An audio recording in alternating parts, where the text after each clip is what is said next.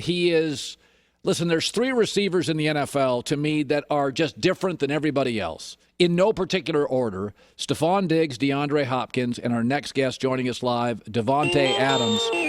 8 years, 4 Pro Bowls, first player in NFL history with 100 catches and 18 touchdowns in one season, and just a remarkable player. So the obvious question, when I saw you were booked today, just when you heard the Aaron Rodgers stuff, what was your first reaction? What was like the first minute you thought, blank, what did you think?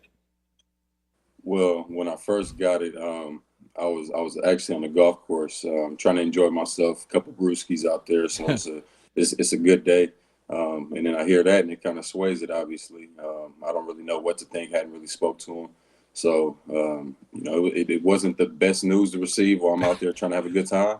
But it scared me a little bit. But it was a lot of things that go into this. So I was like, let's just calm down. Let's see what's going on. We'll talk to him, and then ultimately try to figure out what's going on with this thing. Davante, you're a free agent at the end of next year, so you're very, very fortunate that if the Aaron Green Bay thing did not work, you would be on the market, and I'm going to guess you're going to get whatever you want. You're going to get a Stephon Diggs deal. So let's be honest here. This is not a shot at Jordan Love, but if Aaron moved on, you have such an incredible working relationship with him. Would it affect your future in Green Bay? Potentially. I mean, that's my guy. That's the only guy that I've had, other than that 2017 season when he got hurt. It's the only guy that I played with. And, we built up a special connection over the years that has made it, put us both in really good positions in our career. Not that he needed me to come along for it because he was already in that spot, but we established a lot together. So it would change a lot, man. Doesn't mean potentially I'd be gone, but I definitely have to do some extra thinking if my guy wasn't here. Well, first of all, you have the most catches in a single season in Packer history, which is kind of remarkable considering how many great players they've had. All the stats that mattered last year, you were number 1 in all of them. Here's the thing is that Aaron needs to trust a receiver to throw to him. That's why it can be tough for like Tom Brady rookie receivers. He's hard on him. Aaron rookie receivers, he's hard on him. You built a trust with him. Take me back to your first year or two. When do you think, Davante, you crossed that threshold where Aaron finally said, I trust this kid? It took time, man. I'm not going to lie. It took time before I can, honestly, personally say, we're in that spot and he trusts me for sure. There's been times, throughout my first year, he came to me some critical moments in playoff game against Dallas. But that we hadn't really developed that true trust at that point. So I wasn't really sold that, we have like this crazy bond that's going to turn into something undeniably special. So I would say, obviously, 2015 was not a great year for me at all. So definitely wasn't that. I'll say around 2016, middle of that season, we were having a lot of success, scoring a bunch of touchdowns. I was healthy that year, so I was able to get through it and really just play my game. And, being hurt, banged up in 2015, just the type of player I am and the type of movements that I make. You can't have any, nagging injuries going on with your limbs and ankles and all of that stuff. So being able to be healthy in 2016, I felt like we were able to establish something and kind of snowball that moving forward, and missed him in 17 when he got hurt, but we got right back to it in 2018, and kind of since then just been tearing it up. It's very rare. Edelman and Brady had this. Doug Baldwin and Russell Wilson had this. There's almost nonverbal stuff. When I watch you and Aaron play, it's like you're playing a little game by yourself that you haven't let all your teammates in on. I feel like, and by the way, Aaron doesn't get along with everybody, and that's fine. But there's something about what you've done that has created this relationship. And kind of talk about that it is special, and he hasn't had this with every wide receiver. I lost you guys' audio. Okay. Can you hear me now? I'm not hearing you. Can you hear me now, Davante? Not. No. All right. We'll try to get him back. And let's bring Davante Adams back. When I think of Aaron, the 2 receivers that have really clicked with him are Jordy Nelson and you, Davante. Those are the 2 that are special.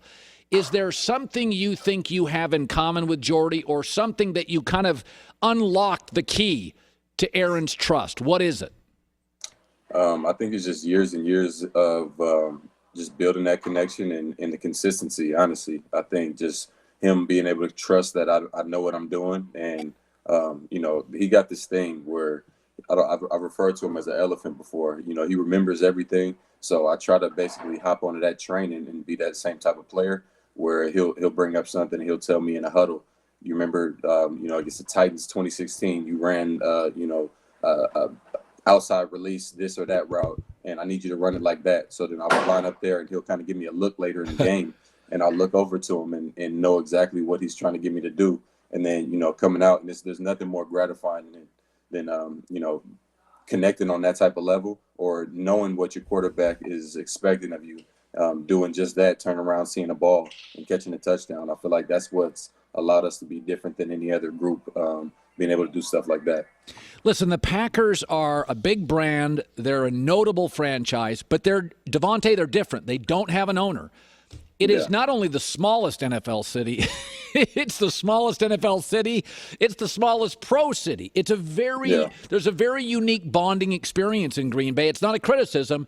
Right. One of Aaron's criticisms of the franchise, they haven't communicated all the time, and in fairness, he's right. Yeah. When Aaron complains about that, do you defend him on that? Do you see that sometimes? I defend my guys on everything, man. I mean, this is we all know it's a pretty dense business. There's a lot that happens, a lot that goes on here.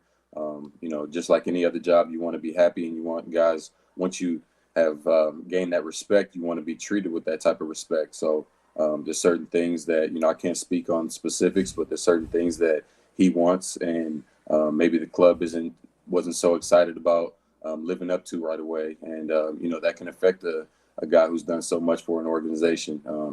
He's put his body and he's really laid his life on the line out there for that team, for his teammates and everything. So I've been behind him 100% throughout the whole thing. Obviously, I'm praying everything works out and that we get him back, and we can continue to go out there and do stuff like what you see on the screen there, because it's a lot of fun doing that. By the way, finally, because of the pandemic, Davante, we have not in the media, we haven't seen Jordan Love practice. We haven't seen him play. There was no preseason. Right. We're all just guessing here. So I'm not expecting him to be Aaron Rodgers. That's unfair. I never expected a Brady backup to be Brady, or a Russell Wilson backup to be Russell. But if I asked you, how far do you believe, if Aaron left, how far is Jordan Love from starting in the league? Another offseason, another year. Could you give me some sense, like, if the worst thing happened and Aaron left, a worst thing for you, how far is Jordan from playing? Is he close? I'd say, and here's it's pretty tough, and like you just stated, not having any real action out there, it's tough for me to assess that fully.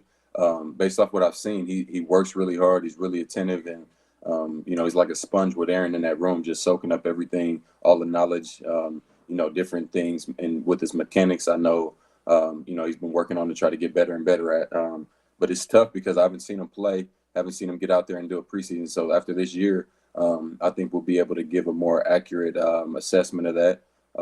Seeing him going against a few other teams, maybe some cross, how they do the training camp practices. Maybe we'll do some stuff like that potentially. So we'll see. I definitely got faith in him that he can get it done. And, whoever's out there, I showed it with, 2017 with Brett Hundley. I'm going to get out there and be ready to ball regardless. Control what I can control. But like I said, Love he's been looking good from what I've seen, but that real live action is what will really let us know. Well, by the way, if you quit today, you get Hall of Fame votes. You are a spectacular talent. Congratulations on that. You've got something called Optimum Nutrition Building Better Lives. What is that?